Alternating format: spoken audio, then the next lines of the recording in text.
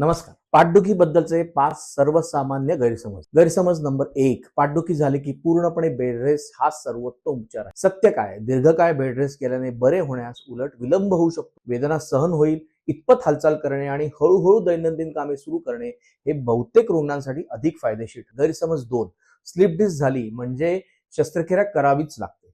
सत्य काय? तर बहुतेक स्लीप डिस्कच्या रुग्णांना शस्त्रक्रियेची गरज नसते. औषधे, फिजिओथेरपी, जीवनशैलीतील बदल, इमेज गाइडेड इंजेक्शन आणि आवश्यकतेनुसार पीआरपी किंवा इतर रिजनरेटिव्ह उपचारांनी चांगला फायदा होऊ शकतो. पायात गंभीर अशक्तपणा, लघवी किंवा शौचावरील नियंत्रण कमी होणे किंवा दीर्घकाळ असह्य त्रास असल्यासच शस्त्रक्रियेचा विचार केला जातो. गैरसमज 3, एमआरआय मध्ये डिस्क झिजलेली दिसते तीच माझ्या वेदनेचे कारण आहे. सत्य काय आहे? तर अनेक निरोगी व्यक्तींच्या एमआरआय मध्येही डिस्क बल्ज किंवा झीज दिसू शकते, पण त्यांना कोणताही त्रास नसतो. त्यामुळे एमआरआयचा अहवाल, रुग्णाची लक्षणे आणि डॉक्टरांनी केलेली तपासणी याचा एकत्रित विचार करूनच योग्य निदान केले जाते. गैरसमज 4, वय वाढले की पाठदुखी होणारच, त्यावर काही उपचार नाही.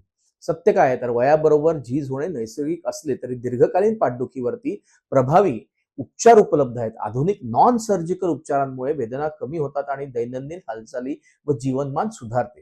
गैरसमज 5, पाठदुखी असेल तर व्यायाम पूर्णपणे बंद करावा. सत्य काय आहे?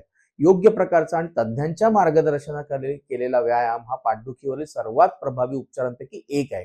त्यामुळे पाठीचे स्नायू मजबूत होतात, लवचिकता वाढते, भविष्यात त्रास होण्याची शक्यता कमी होते.